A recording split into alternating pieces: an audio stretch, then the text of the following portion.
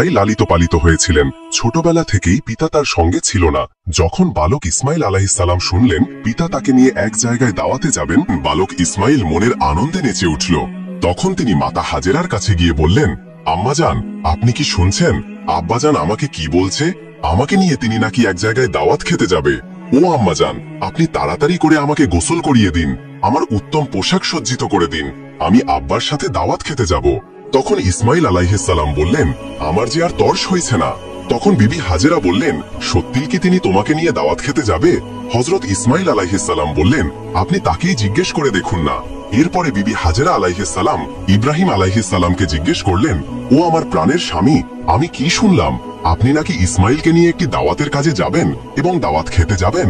ইব্রাহিম আলাইহিস সালাম বললেন, ও হাজেরা, তুমি ঠিকই শুনছো, ইসমাইলকে গোসল করিয়ে সুন্দর পোশাক পরিয়ে সুসজ্জিত করে দাও, আমি তাকে নিয়ে এক দাওয়াতে যাব। প্রিয় দর্শক, অনেকের মনে হতে পারে হযরত ইব্রাহিম আলাইহিস সালাম আল্লাহর নবী হয়ে বিবি হাজেরা ও ইসমাইল আলাইহিস সালামের সাথে একটা মিথ্যা কথা বলেছেন, কিন্তু মূলত জাতির পিতা ইব্রাহিম আলাইহিস সালাম তাদের সাথে মিথ্যা কথা বলেননি। গভীরভাবে যদি চিন্তা করা হয় তাহলে ইব্রাহিম আলাইহিস সালামের এই কথাটি সঠিক ও বাস্তবসম্মত ছিল, কেননা তিনি তো ইসমাইল আলাইহিস সালামকে নিয়ে আল্লাহ পাক রব্বুল আলামিনের একটি দাওয়াতেই যাচ্ছিলেন। এরপরে বিবি হাজেরা আলাইহিস সালাম বালক ইসমাইলকে উত্তম রূপে গোসল করিয়ে সুন্দর পোশাক পরিয়ে সুসজ্জিত করে ইব্রাহিম আলাইহিস সালামের কাছে নিয়ে আসলেন। অতঃপর তাকে স্বামীর হাতে তুলে দেওয়ার পূর্বে বললেন, ও আমার প্রাণের স্বামী, ইসমাইলকে আমি ছোট থেকে এই পর্যন্ত লালন পালন করেছি, কিন্তু এর মধ্যে আমি তাকে একটিবারের জন্য আমার দৃষ্টির আড়াল হতে দেইনি। ও আমার প্রিয় স্বামী, আপনি সব সময় তাকে দেখে রাখবেন, কখনোই আপনি তাকে আপনার চোখের আড়াল করবেন না। যতক্ষণ পর্যন্ত না আপনি আর ইসমাইল আলাইহিস সালাম আমার কাছে ফিরে আসছেন, ততক্ষণ পর্যন্ত আমি উদ্বিগ্ন থাকব এবং আপনার পথ পানে এসেই থাকব। আমি আপনার এবং আমার পুত্রের পানে চেয়েই আমার সময় কাটাবো। হযরত ইব্রাহিম আলাইহিস সালাম বিবি হাজেরার এই কথা শুনে কোনো কিছুই উত্তর করল না। তার হৃদয়ের মধ্যে এক তুফান বয়ে যাচ্ছিল। তিনি মুখ ফুটে কোনো কথা বিবি হাজেরাকে বলতে পারছিল না। তার অশ্রুজেন দু চোখ বেয়ে বেরিয়ে আসতে চাচ্ছিল, কিন্তু তিনি তার অশ্রুগুলোকে আল্লাহ পাক রব্বুল আলামিনের মহাব্বতের দরিয়ায় চাপা দিয়ে রেখেছিলেন। এরপরে হযরত ইব্রাহিম আলাইহিস সালাম বালক ইসমাইলকে নিয়ে চলতে লাগলেন মিনার পাহাড়ের দিকে। অভিশপ্ত ইবলিশ যখন দেখল জাতির পিতা হযরত ইব্রাহিম আলাইহিস সালাম আল্লাহ পাক রব্বুল আলামিনের আদেশ পালনার্থে একমাত্র পুত্র সন্তানকে জবান করার জন্য তিনি ধীর সংকল্প করেছে, তখন তারা সহ্য হলো না। সে বলতে লাগলো, হায় রে, আমি ইবলিশ, মানব জাতির জন্য আমি বেহেশত থেকে বহিষ্কৃত হয়েছি এবং আমি চির মর্দুদ ও জাহান্নামী হয়েছি, আর সেই মানব জাতির একজন সন্তান ইব্রাহিম আল্লাহ পাক রব্বুল আলামিনের আদেশ পালন করে তার প্রিয়জন হবে, এটা আমি কিভাবে সহ্য করব? কোনোভাবে এটা হতে দেওয়া যাবে না। যে করেই হোক ইব্রাহিমকে এই কাজ থেকে ফিরিয়ে রাখতেই হবে।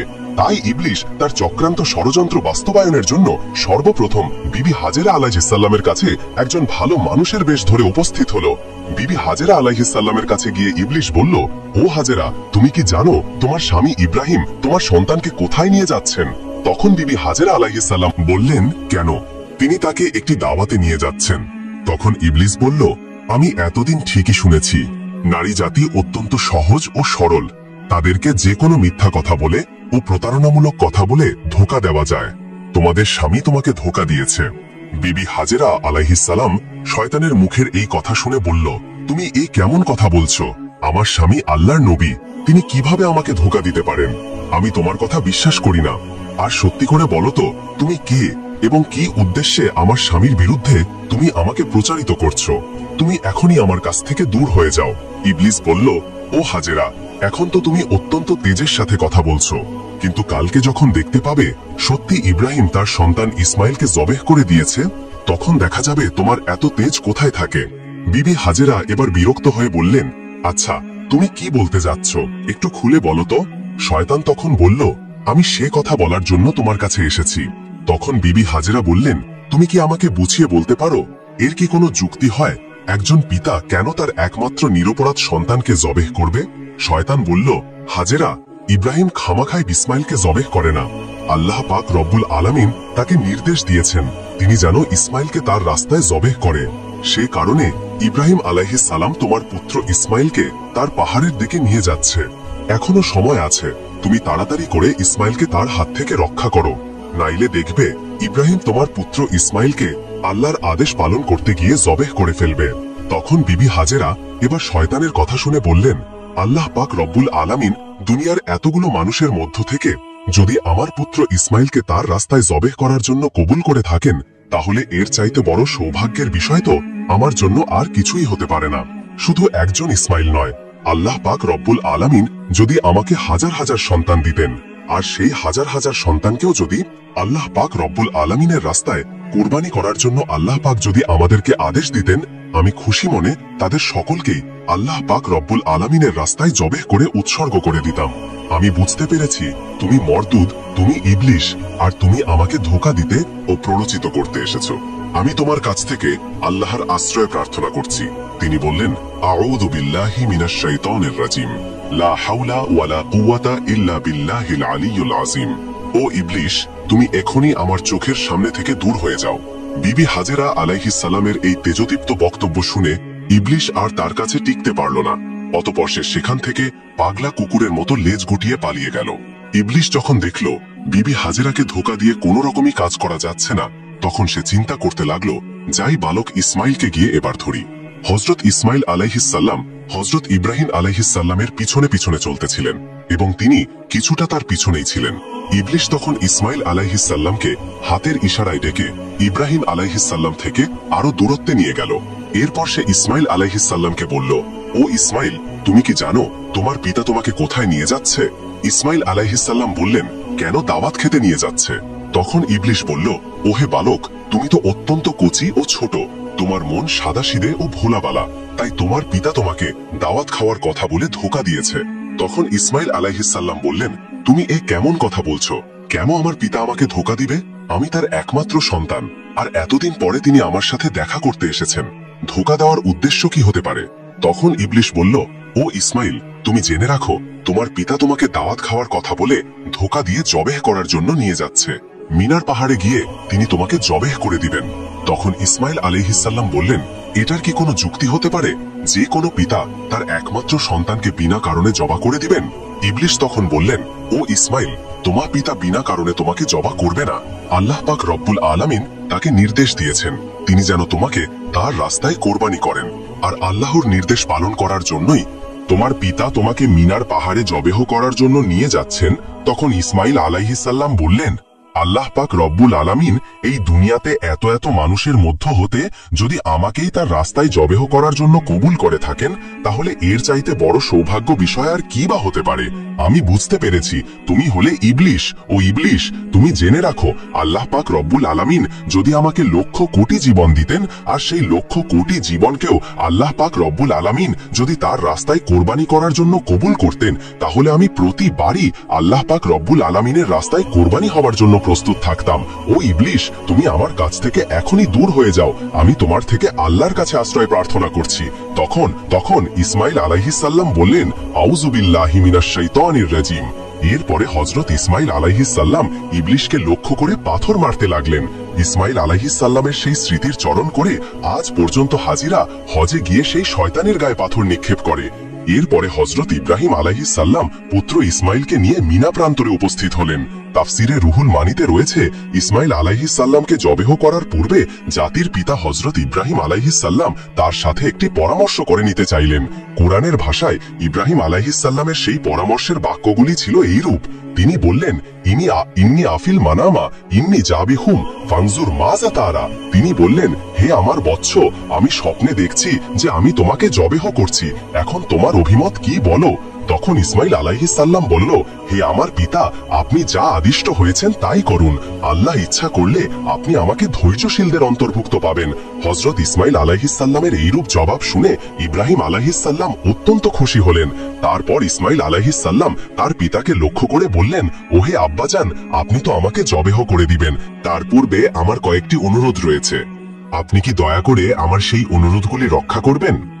তখন ইব্রাহিম আলাইহিস সালাম বললেন, বৎস, তুমি তোমার আরজিগুলো পেশ করতে পারো, আমি সেগুলিকে যথাসাধ্য রক্ষা করার চেষ্টা করব। তখন হযরত ইসমাইল আলাইহিস সালাম বললেন, ওহে আব্বাজান, আমাকে জবেহে করার পূর্বে আমার হাত পা উত্তম রূপে বেঁধে নিবেন। দেখা যায় জবেহে করার সময়ে জীবজন্তুগুলি তাদের হাত পা ছোড়াছুড়ি করে। তেমনি ভাবে মৃত্যু যন্ত্রণা সহ্য করতে না পেরে আমিও যদি আমার হাত পাগুলি ছোড়াছুড়ি করি, তা যদি আপনার শরীরে লেগে যায়, এতে আমার বেয়াদবি হবে। আর আমি চাই না মৃত্যুর পূর্বে আমার পিতার সাথে আমি বেয়াদবি করি। অতএব হে আব্বাজান, আপনি আমার এই অনুরোধ রক্ষা করবেন। আর দ্বিতীয়ত হলো, আমাকে জবেহে করার সময় আপনি আমার চক্ষুদয় ভালোভাবে কাপড় ধারা বেঁধে নিবেন। কেননা জবেহে করার সময় যদি আমার দৃষ্টি আপনার চেহারায় পড়ে, তাহলে আপনার প্রতি আপনার দয়া হবে, যাতে আপনার জবেহের কাজে ব্যাঘাত সৃষ্টি হবে। আমি চাই না আমার চেহারার কারণে আপনি আল্লাহ পাক রব্বুল আলামিনের আদেশ পালন করতে কোনরূপ বাধার সম্মুখীন হন। আর তৃতীয়ত হলো, আমার যে আবদার তা হলো, কোরবানি করার পরে যখন আপনি গৃহে প্রত্যাবর্তন করবেন, তখন আমার রক্তমাখা জামা কাপড়গুলি নিয়ে আমার জনম দুঃখিনী আম্মার নিকট সমর্পণ করবেন এবং তাকে আমার সালাম জানাবেন। আর বলবেন যে তার এই ত্যাগের বিনিময়ে আমরা একত্রে বেহেশতে অবস্থান করতে পারবো। এবং তাকে আরো বলবেন যে আল্লাহ পাক রব্বুল আলামিন তার নির্দেশ পালন করার যে তৌফিক আমাদেরকে দিয়েছেন, তার জন্য তিনি যেন শুকরিয়া আদায় করেন এবং তিনি যেন আমার জন্য কোনো রূপ দুঃখ প্রকাশ না করেন। পুত্রের মুখে এই কথাগুলো শ্রবণ করে হযরত ইব্রাহিম আলাইহিস সালাম অত্যন্ত সন্তুষ্ট হলেন। তিনি তার অস্থিনের নিচে পূর্বেই একগাছা দড়ি ও একখানা ছুরি লুকিয়ে রেখেছিলেন। তারপর তিনি সেই দড়ি বের করে হযরত ইসমাইল আলাইহিস সালামের হাত ও পা ভালো মতো বেঁধে নিলেন। এরপরে তার চোখে একখানা কাপড় বেঁধে নিলেন। তারপর হযরত ইসমাইল আলাইহিস সালামকে জবেহে করার জন্য মাটিতে শুইয়ে নিলেন। জাতির পিতা হযরত ইব্রাহিম আলাইহিস সালাম তার হাতে ছুরি নিয়ে প্রস্তুত রয়েছেন। তিনি জবেহে করবেন তার একমাত্র সন্তান ইসমাইলকে। তিনি এর মাধ্যমে চাচ্ছেন আল্লাহর আদেশ পালন করতে। তিনি সংকল্প করেছেন যে আল্লাহর আদেশ পালন করতে তাকে পৃথিবীর কোনো শক্তি বাধা দিতেই পারবে না। পিতা তার পুত্রের গলায় ছুরি চালিয়ে দিবেন আল্লাহর প্রেম ও মহব্বতে মাতোয়ারা হয়ে। এই দৃশ্য দেখে আসমান ও জমিনের ফেরেশতারা প্রকম্পিত হয়ে যাচ্ছে। তারা আল্লাহর তাসবিহ ও পবিত্রতা ঘোষণা করে যাচ্ছে। এরপরে হযরত ইব্রাহিম আলাইহিস সালাম পুত্র ইসমাইলের গলায় ছুরি চালাতে যাবেন। এমন সময় আল্লাহ পাক রব্বুল আলামিন ছুরিকে নির্দেশ দিলেন, হে ছুরি, খবরদার, তুই ইসমাইলের গলার একটি পশমও কাটবি না। তুই যদি ইসমাইলের গলার একটি পশমও কাটিস, তাহলে তোর জন্য আমি জাহান্নামের আগুনকে অবধারিত করে দিব। তারপর হযরত ইব্রাহিম আলাইহিস সালাম বিসমিল্লাহ বলে পুত্র ইসমাইলের গলায় ছুরি চালিয়ে দিলেন। কিন্তু ছুরি তো পূর্বেই আল্লাহর নির্দেশ পেয়েছে। সে আল্লাহর ভয়ে ভীত হয়ে ইসমাইল আলাইহিস সালামের গলায় একটি পশমও কাটল না। ইব্রাহিম আলাইহিস সালাম বারবার ইসমাইল আলাইহিস সালামের গলায় ছুরি চালাচ্ছেন, কিন্তু কোনরূপেই তিনি তার গলা কাটতে সক্ষম হচ্ছিল না। তখন হযরত ইসমাইল আলাইহিস সালাম তার পিতাকে বললেন, আব্বাজান, আপনি সম্ভবত আমার স্নেহের প্রভাবে প্রভাবিত হয়ে জোরে ছুরি চালাতে সক্ষম হচ্ছেন না। ও আব্বাজান, আপনি আপনার গায়ের সমস্ত শক্তি দিয়ে ছুরি সঞ্চালন করুন। আমরা যদি আল্লাহ পাক রব্বুল আলামিনের আদেশ পালনে ব্যর্থ হই, তাহলে আমাদের দুজনকেই জবাবদিহি করতে হবে। ইসমাইল আলাইহিস সালামের এই কথা শুনে পুনরায় হযরত ইব্রাহিম আলাইহিস সালাম তার গায়ের সমস্ত শক্তি দিয়ে ইসমাইলের গলায় ছুরি চালাতে লাগলেন। কিন্তু তারপরেও ছুরি হযরত ইসমাইলের একটি পশমও কাটতে পারল না।